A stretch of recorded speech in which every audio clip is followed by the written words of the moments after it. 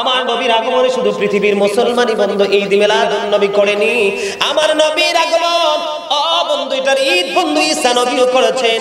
ঈসা রুহুল্লাহ বলেছেন আমার চলে যাওয়া তোমাদের জন্য মঙ্গল, কারণ আমি চলে যাওয়ার পরে এমন একজন নবী পৃথিবীর বুকে কদম মোবারক বাড়িয়ে দিবে যেই নবীর জুতার ফিতা খোলার যোগ্যতা আমি ঈসার নাই। আর মূর্খ তো পড়ছে 2 পাতা, নবীকে বলে নবী বলে মাটি, আবার বলে আমাদের মতো। নবী আজ থেকে 1450 বছর আগে বলেছেন ক্বাল আইয়ুকুম মিথলি, তোমরা কে আছো আমার মতো। আজও পর্যন্ত চাপা পিটতেছি কিন্তু কেউ হাত তোলে নাই যে আসি আমি। কথা বলেন না কেন? আরো ধরেন কেউ কি বলছে আসি? এই প্রশ্নের জবাব আজও কেউ দিতে পারেনি। পৃথিবী ধ্বংস হয়ে যাবে, এই আনসার আদৌ দেওয়া সম্ভব হবে না। সম্মানিত উপস্থিতি বন্ধুরে আমার, এরা নবীর সম্মানকে বন্ধু আজমতকে খাটো করে ছোট করে এরা মনে করে যারা বিশাল বড় একটা যুদ্ধ করে। এখন আপনারা আমাকে প্রশ্ন করতে পারেন বলে হুজুর নবীর সম্মান আজমতকে ছোট করার শিক্ষা, নবীর আহলে বাইতের মর্যাদাকে ক্ষুণ্ণ করার শিক্ষা এটা তারা কোত্থেকে পেল? একমাত্র পৃথিবীর লোভে, শুধু টাকার লোভে, ভালো একটা বাড়ির লোভে, ভালো একটা গাড়ির লোভে, ভালো পোশাক আশাকের লোভে। বলো হুজুর এটার সত্যায়িত করবেন কেমন ভাবে? এই যে বললেন বাড়ির লোভে গাড়ির লোভে, সূরা আলে ইমরানের 185 নম্বর আয়াতের শেষ অংশে আল্লাহ বলেছেন ওয়ামাল হায়াতুদ দুনিয়া ইল্লা মাতাউল গুরুর, এই দুনিয়ার জীবন একটা ধোঁকা ছাড়া কিছুই না, প্রতারণা ছাড়া কিছুই না। জোরে জোরে নাউজুবিল্লাহ। আমি আপনাদেরকে বলবো 61 হিজরিতে কারবালা হয়েছে। ইয়াজিদ ওই নবীর আহলে বাইত ইয়াজিদ বাহিনী ধ্বংস করে দিয়েছেন। এটার কারণ কি বলো হুজুর, রহস্য কোথায়? ওই যে বলেছি টাকার জন্য। ইয়াজিদের উপদেষ্টা ছিলেন শারজুন বিন মানসুর রুমি, যার কাজ হলো দিনের বেলা তিনি বানর নাচাতেন, রাতের বেলা মদের আসর বসাতেন, অসৎ নারীদেরকে তিনি বন্ধু মদের আসর বসাতেন। জোরে জোরে বলেন নাউজুবিল্লাহ। ইয়াজিদ কিন্তু হিন্দু ছিল না, ইয়াজিদ কিন্তু মুসলমানই ছিল। তার লেবাসে ছিল মুসলমান, অন্তরে ছিল ইসলামকে, নবীর আহলে বাইতকে ধ্বংস করার পায় তারা। জোরে জোরে বলেন না নাউজুবিল্লাহ। এটার নামই হলো ইয়াজিদিয়া, এটার নামই হলো কি? নবীর দুশমন। কথা বলেন না কেন? এটাকে বলা হয় নবীর দুশমনী, এটাকে বলা হয় নবীর সাথে গুস্তাখি। আমার দিকে দেখেন, তারা যে বলে নবী আমাদের মতো, কি তারা বলে যে নবী আমাদের মতো। এদিকে দেখেন, আমার দিকে দেখেন। আমি আপনাদের কাছে নবীর আগমনের মৌজাদা নিয়ে আলোচনা করব। কি করব? এই যে তারা যে বলে নবী আমাদের মতো, নাউজুবিল্লাহ বলেন না? আরে আরো বলেন জোরে নাউজুবিল্লাহ। বন্ধুরে আমার, আমি আপনাদেরকে বলতে চাই আমার নবী, আমরা যখন পৃথিবীতে এসেছিলাম, আমরা যখন পৃথিবীতে এসেছি বাবা মা দাদা দাদি নানা নানি একটা সিদ্ধান্ত করেছে কখন আমাদেরকে খতনা করাবে। কথা কন না কেন? আমরা মনোযোগ দিয়ে কথাটা একটু শোনেন, বিরক্ত হলে ছেড়ে দিব। আল্লাহর নবী বলছেন ওয়াজ শুনতে না চাইলে 1 মিনিটও ওয়াজ চলবে না, বন্ধ করে দিতে হবে। আরে এটা তো ঈমানি আলোচনা, এগুলো তো আপনি এই আলোচনা থেকে আপনার ঈমান মজবুত হবে। আপনাকে 1000 বার মগজ ধুলাই করলেও আপনার বিবেককে মস্তিষ্ককে আপনি বিকৃত করতে পারবে না ওরা, ইনশাআল্লাহ বলেন না?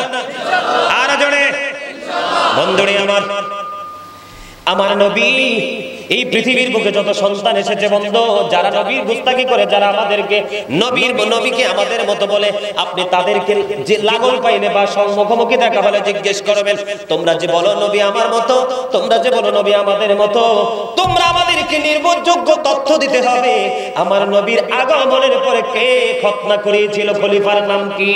কিয়ামত হয়ে যাবে, কোনোদিন তারা খলিফার নাম বলতে পারবে না, কারণ আমার নবী যখন পৃথিবীর বুকে কদম দিয়েছে, আমার নবীর শরীর মোবারকে, দেহ মোবারকে কোনো অপবিত্র না পাকি ছিল না, এবং খতনা করা অবস্থায় পৃথিবীর বুকে কদম দিয়েছে।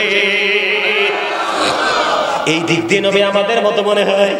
আহলে সুন্নাত ওয়াল জামাতের একবারে মূর্খ যে সেও বলে নবী আমাদের মতো নয়, এটা ভাবা বন্ধু অন্যায় অন্যায় অন্যায়, ঈমানকে ধ্বংস করার একটা মূল একটা অপশন। এবার আসেন বন্ধু, মা আমেনা বলেছেন আমার নবী যখন পৃথিবীর বুকে কদম দিল, আপনারা জানেন এটা দিনও ছিল না, রাতও ছিল না, এত অন্ধকারও ছিল না, এত আলো ছিল না, কিন্তু আমার নবীর কদম মোবারক যখন পৃথিবীর বুকে বাড়িয়ে দিলেন, পৃথিবীর পূর্ব পশ্চিম প্রান্তর সব চতুর্দিক আলোকিত হয়ে গেল। মা আমেনা বলেছে আমি সিরিয়ার শাহী মহল নবীর নূরের আলোয় আলোকিত হওয়ার পরে সিরিয়ার শাহী মহল আমি নিজেই দেখেছি। আর জোরে বলেন না সুবহানাল্লাহ, আর জোরে সুবহানাল্লাহ। এই দুনিয়ার সন্তান পৃথিবীর বুকে আইসা একবারও আব্বা বলে নাই, একবারও আম্মা বলে নাই, দাদা বলে নাই, দাদি বলে নাই, ওয়া ওয়া বলে কান্না করেছে। আর আমার নবী পৃথিবীর বুকে কদম দিয়ে রব্বি হাবলি উম্মতি বলে কেঁদেছে। আমার আল্লাহকে বলেছে, আল্লাহ গো আমার উম্মত গুলোকে আমার হাওলা করে দাও। জোরে জোরে সুবহানাল্লাহ। এই পৃথিবীর বুকে সন্তান যখন আসে আগে আসে কি? আগে আসে মাথা।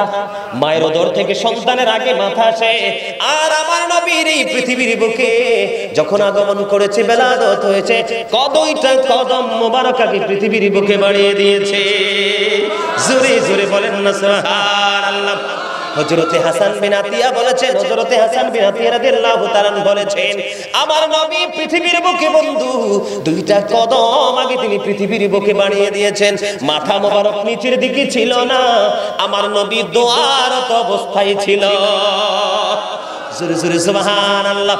বন্ধুরে আমার, আমরা সুন্নি জামাত এই সুবহানিয়া দরবার শরীফের অন্তর্ভুক্ত এরিয়ার মানুষ, শশী দলের মানুষ শুধু ঈদ মিলাদুন নবী করেনি।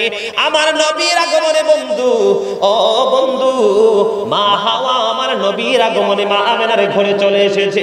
জোরে জোরে বলেন না সুবহানাল্লাহ। ঈসা নবীর মা মারিয়াম চলে এসেছে, মা আসিয়া চলে এসেছে জান্নাত ছেড়ে আমার নবীর আগমনে খুশি হয়ে। জোরে জোরে বলেন না সুবহানাল্লাহ। এই পৃথিবীর বুকে কত সন্তান জন্ম হয়, এই সন্তান জন্ম হওয়ার পরে বন্ধু দেখবেন, ধরেন আপনাদের এলাকার সবচেয়ে সুনামধন্য ব্যক্তির সন্তান জন্ম হলো পৃথিবীতে, দেখবেন এটা নিয়ে কারো কোনো ফিলিংস থাকে না, ঠিক কিনা বলেন? কিন্তু আমার নবীর কদম যখন হলো, নবীদের মারা জান্নাত থেকে বন্ধু মা আমিনার ঘরে চলে এসেছে। জোরে জোরে বলেন না সুবহানাল্লাহ। আল্লাহর হাবিব সরকারে দো জাহান পৃথিবীর বুকে কদম মোবারক বাড়িয়ে বন্ধু তিনি আল্লাহ রাব্বুল আলামিনের কদমে সিজদা করেছেন। আমার নবীর কদম দুনিয়ার বুকে বেড়েছে। দেখেন, এখন আমরা এখানে নামাজ পড়লে হবে, ক্ষেতের আইলে নামাজ পড়লে হবে, পাহাড়ের চূড়ায় নামাজ পড়লে হবে, শুধুমাত্রই মর্যাদা জমিন পেয়েছে আমার নবীর কদম মোবারকের ছোঁয়া। এরা বলে আমার নবী নাকি আমাদের মতো। জোরে জোরে বলেন না সুবহানাল্লাহ। পারস্যের কিসরা রাজপ্রাসাদের 14টি গম্বুজ ভেঙে ফেলেছে। পারস্যের অনির্বাণ শিখা প্রায় 1000 বছর পর্যন্ত এক মুহূর্তের জন্য নিবিনি। আমার নবীর কদম দিতে দেরি সঙ্গে সঙ্গে তা নিভে গেছে। জোরে জোরে বলেন না সুবহানাল্লাহ। আরেকটু জোরে বলেন সুবহানাল্লাহ। এই জন্য আমি একটা নবীর সাথে নবীর আগমন নিয়ে একটা গজল লিখছি, ছোট্ট করে একটু শোনাবো, বেশি না, কারণ আমার কণ্ঠ ভাঙ্গা, আজকে ভালো করে গাইতে পারবো না। আমার মন চাই যে শুধু তোমায় দেখিতে, ও প্রিয় নবী, দেখার লাগি পাগল মনটা, দেখা দাও না রে। আমার মন চাই যে শুধু তোমায় দেখিতে। আপনারা গাইতে পারেন না গজল? পারেন না? পারেন না? পারবেন কেমনে? এটা আজকে মনে প্রথম শুনছেন, কারণ এটার লেখক তো আর কেউ না, এটার লেখক আমি। অনেক সুন্দর গজল। আজকে সকালে একটা লিখছি, ফজর নামাজ পড়ে যে বসছি, আমার কাছে মনে হয় যে চতুর্দিকে সুরটা যেন ঘুরঘুর করতেছে। পরে আজকে সকালে ফজর নামাজ পড়ে জানামাজে বৈশা লেখা গজল কমপ্লিট করে তারপর উঠছি। মারহাবা বলেন আর জোরে, আর একটু মহব্বতে বলেন মারহাবা। বন্ধুরে আমার, রাসূলের ফুফু সুফিয়া রাদিয়াল্লাহু তাআলা আনহা তিনি বলেছেন, আমার নবী যখন পৃথিবীর বুকে কদম মোবারক বাড়িয়ে দিল, মা আমেনার উদর থেকে পৃথিবীর বুকে যে সন্তান এসেছে বন্ধু, আমার নবী রাসূলের ফুফু সুফিয়া রাদিয়াল্লাহু তাআলা আনহা তিনি বলেছেন, আমি ছেলে হয়েছে না মেয়ে হয়েছে এটা দেখার জন্য যখন সামনের দিকে এগিয়ে গেলাম, আমি দেখতে পেয়েছি একটা হঠাৎ একটা নূরের চাদর এসে, নূরের টুকরা এসে আমার নবীর নিচের অংশ ঢেকে দিয়েছে। কেউ নবীর লজ্জাস্থান দেখতে পাইনি। আমার ভাবতেই অবাক লাগে, এই দুনিয়ার মানুষ আইসা কত ধরনের নোংরামি, কত ধরনের খারাপ কাজ করে, আর আইসা ওয়া ওয়া করে কান্না করে আউজ করে যে যায় সে যায়, গোসল করে নিজের ঘরে যাইতে হয়, না পাকি লাগছে, এই লাগছে, এই লাগছে। এবার কোন চিন্তা নিয়ে তারা বলে যে নবী আমাদের মতো। জোরে জোরে বলেন না নাউজুবিল্লাহ। আরেকটু মহব্বতে বলেন।